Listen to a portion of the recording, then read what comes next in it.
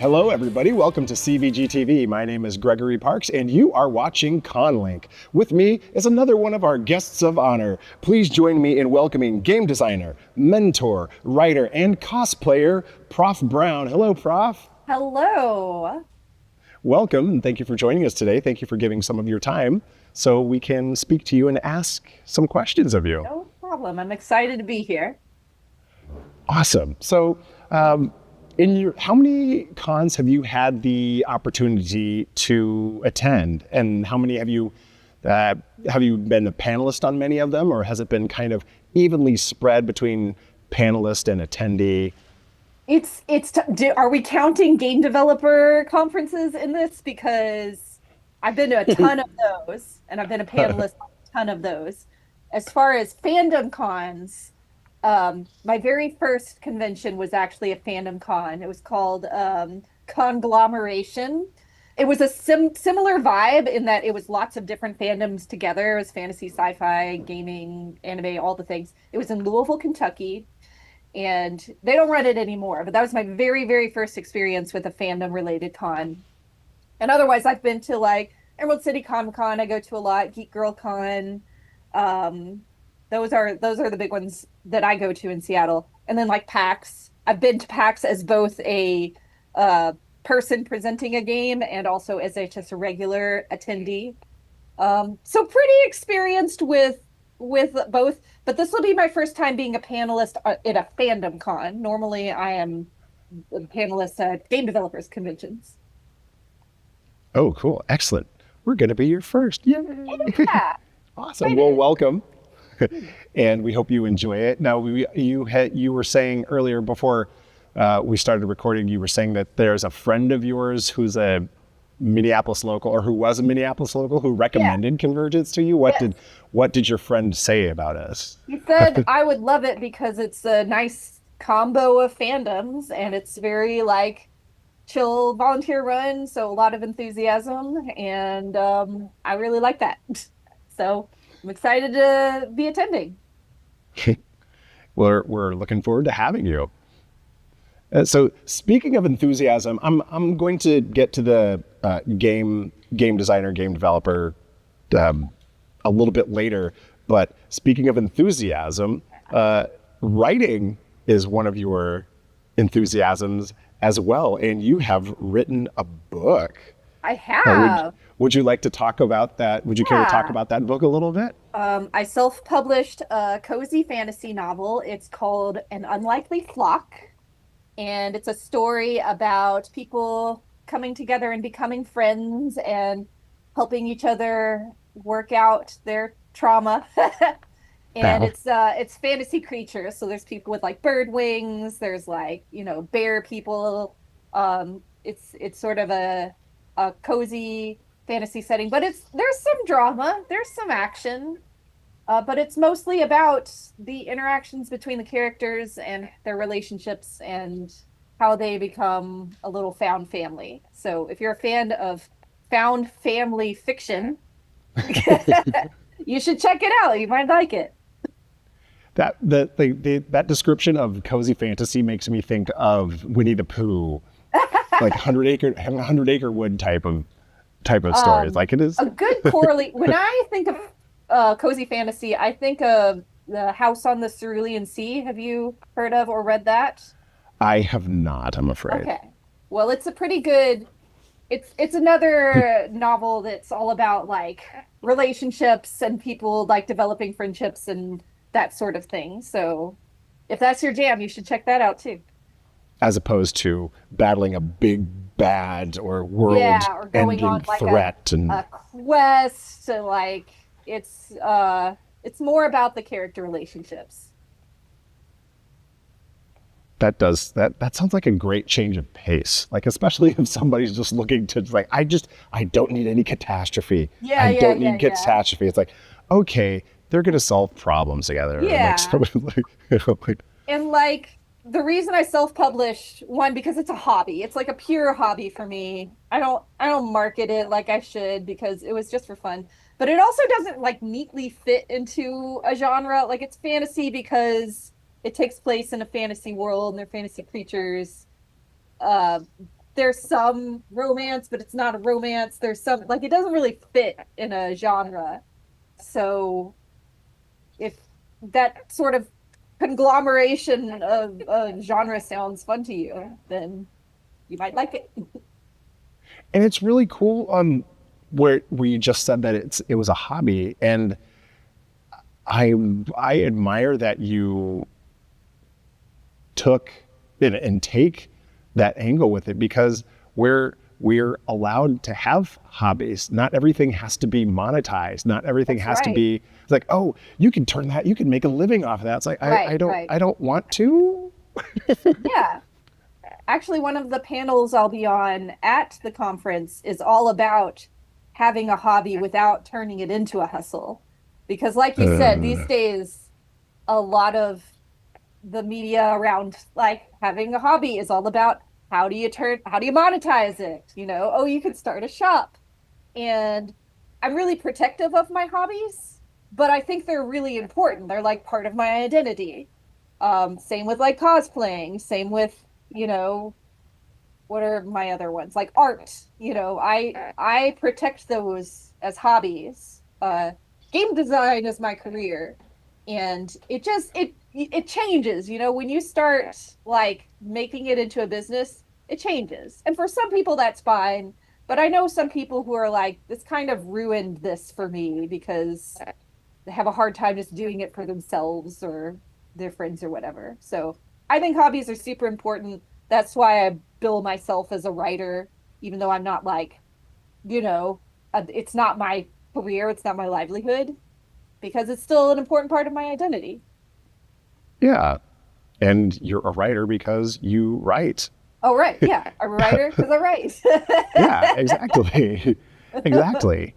I think I appreciate you saying that and going deeper into that, because that's something that I think a lot of us could stand to protect and guard about ourselves, guard for ourselves, not guard about ourselves like, oh, I can't tell anybody, but guard is like, this is my piece of joy. I was speaking with another guest about joy and making sure that you have joy, that you keep joy in your life, and that you're okay, and that you're okay being just openly happy about something.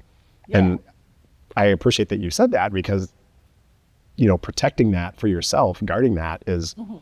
a way to make sure that it remains an inspiration of joy, a place of inspiration, a Yeah. source of happiness for Absolutely. you. Absolutely. And there's still transferable skills. Like being a writer helps me with being a game designer, but it's not like the primary function. And and speaking of your writing, helping with game design, you've not only worked on some major games, but also indie games as well. That's true. And I saw some of the synopses of a couple of the games that I was interested in. The two that stood out to me were Prop Hell and Hmm. Imaginal. Like, those seem to Yes. be two different two different worlds, but Oh, yes. like Imaginal is just about catching fireflies. It And is. would you speak more about that, because Yeah. that brings to me the mind that brings to mind for me things like games like for instance, like Flower or Yeah. Journey. Yeah. And so a game about capturing fireflies, especially given how how many fewer fireflies we get a chance to see Yeah. these days. That's true. But So but Imaginal please. was a very special personal project that I did in my indie days. And not only is it about catching fireflies and having that experience of, you know, being on a calm summer night, just catching lightning bugs, but also every time you catch, there are these special lightning bugs, and when you catch them, you get a little insight uh, from my life at that time, like something I learned maybe, or some nice memory I had, or anything like that. So it's also a game about getting to know me, or at least the person I was at that time in my life. And it's it's so the whole cycle of the game, it goes through a night. So it starts off, um, just like past dusk, and then it goes into like the dark night, like the world changes, and then at dawn, that's when it ends because all the lightning bugs go away. But the sort of insights you get depends on the time of night where you catch the special bugs.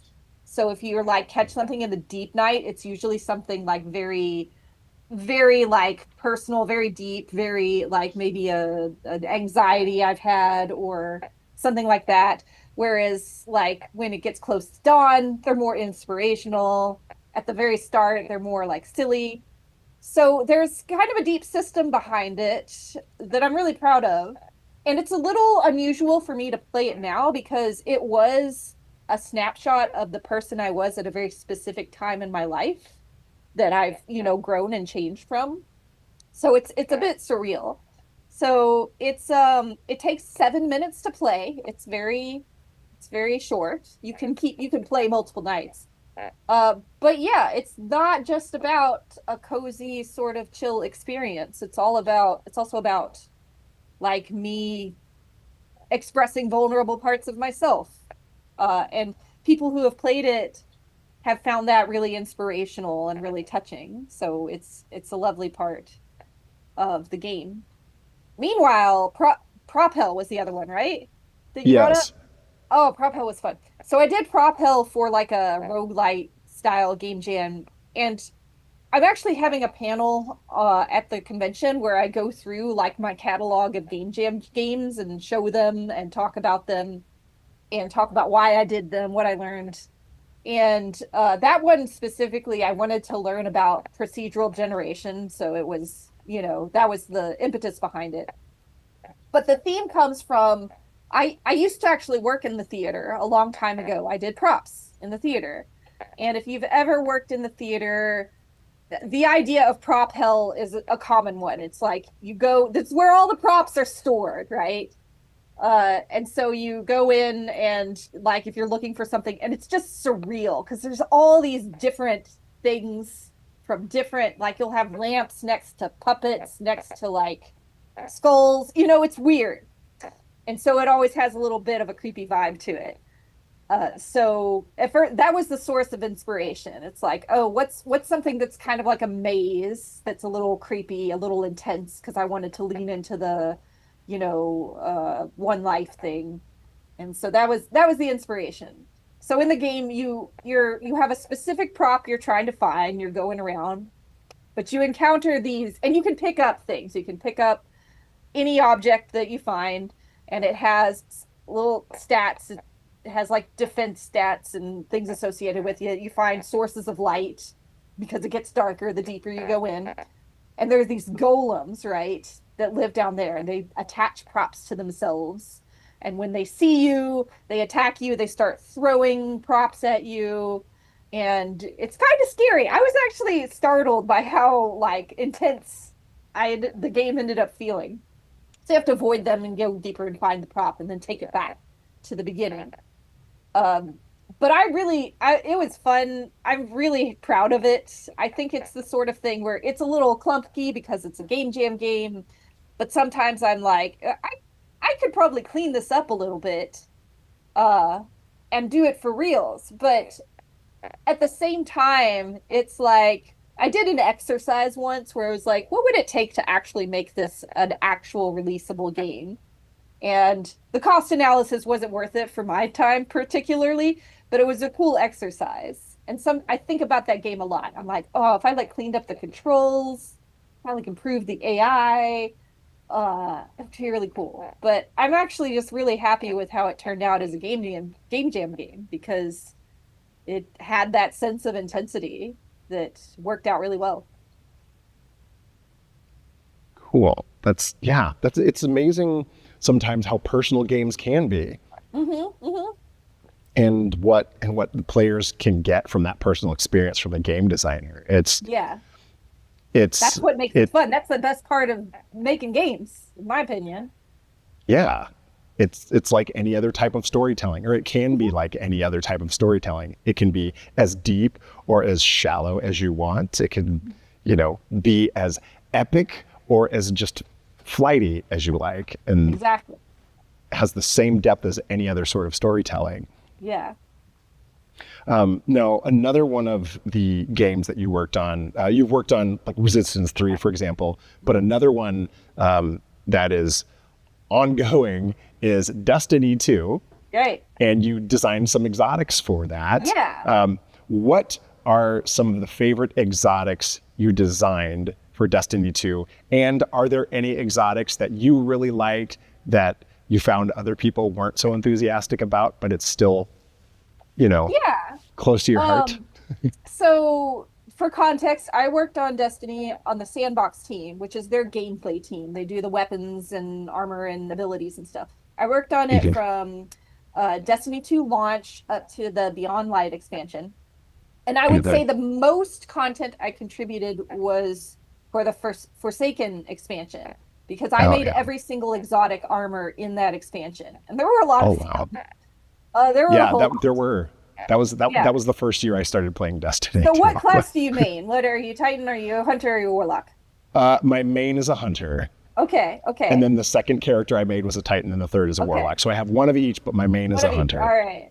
So my favorite exotic that I made was the One-Eyed Mask, which is a Titan helmet. The way it works is if someone hurts you, you get the wall hacks. You can see them through walls. You can track them. And if you track that person specifically down and kill them, you get a buff.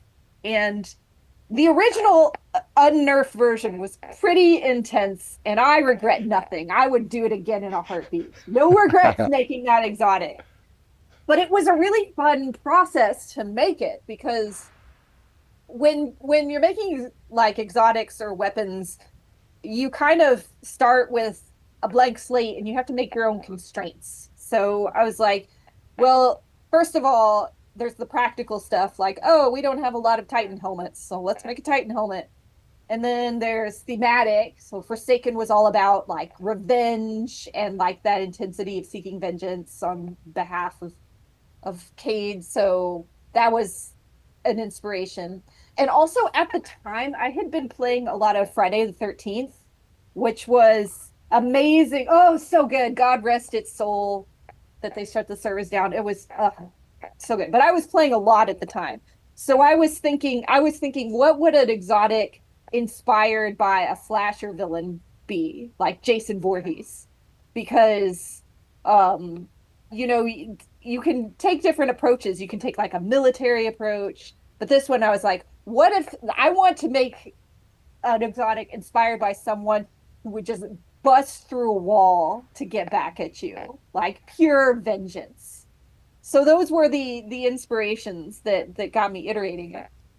And it was great because when you make an exotic, you pitch it to the rest of the team, like the concept artists, effects, and everything. And the concept artist took those sort of initial fantasies, like a gameplay. We always had a gameplay fantasy and an emotional fantasy for every piece. And that's really inspiring for the concept artists and the narrative people to come up with like the background. And the concept artist had this idea of like, oh, maybe this is some kind of like from some kind of cult where this is like important value. And there's this weird like right in the front of the mask, or like, what if they like inhaled like, special herbs to put them in that focused state of like, he went wild with the idea. And it's so much fun. The collaboration is one of the most fun parts of game development. So I loved that exotic. That was great. I'm trying to think, what was the other question you asked me? Is there an exotic that you designed that you really liked that other people weren't so enthusiastic about, but is still one of your favorites, still close to your heart? Gosh, I'm trying to just run through the catalog of things I made and because there's a lot. How they were perceived, and like I'm trying to remember if any of them showed up on like worst exotics lists. I can't think of anything. I made so many. It's hard. I can tell about exotic that another person made that I love and Okay. maybe was underappreciated was the Rat King, which is an exotic sidearm. Yep. And its whole shtick is that the more people around using Rat Kings, the more powerful it gets. And it's so much fun. Like if you can get like a pack of 5 people in PvP, all with Rat Kings, it's just crazy because it's a sidearm, right? You don't normally associate sidearms with being like a powerful gun, but Yeah. it's just like a blast. But I think some of the issues, like at the time, it was associated with a quest that was kind of like off the beaten path and kind of hard. So a lot of people didn't have it, and it's hard to get people on board, especially if you're grouping up with strangers. You don't know if they have it. Usually, like I would take it out and just hope. And sometimes it worked. I would take it out, and then someone else would pop it out. I'm like, this feels so good. I don't think it was as popular just because it took some. You have to sacrifice some things to group in on it because you're sacrificing potentially a more powerful exotic. But when you get a group going, it's so fun. I remember videos of people like doing raids as a rat pack, and it's more of a playful exotic in that it's not necessarily the most powerful. It's certainly not the most efficient, but it's just fun. It's Fun. a fun interactive thing, and that was designed by John Wisniewski, who is one of the most brilliant designers I've ever known. Shout out to him. And it was definitely a favorite for me personally. Oh, cool. That that is an enjoyable sidearm. Before we go, one more question for you. Yeah, You are an enthusiastic cosplayer. I am.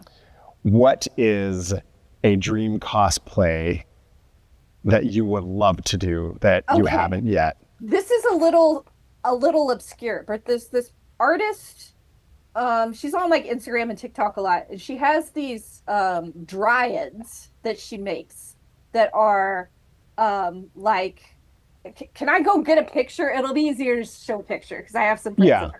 All right, Yes. one moment, please.